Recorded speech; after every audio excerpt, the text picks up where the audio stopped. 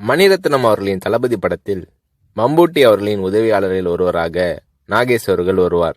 நாகேஷ் அவர்களிடம் 10 நாள் கால்ஷீட் வாங்கி இருந்த போதிலும் படத்தில் நாகேஷ் அவர்கள் நடித்த 3 காட்சிகள் மட்டுமே இடம்பெற்றிருந்தன.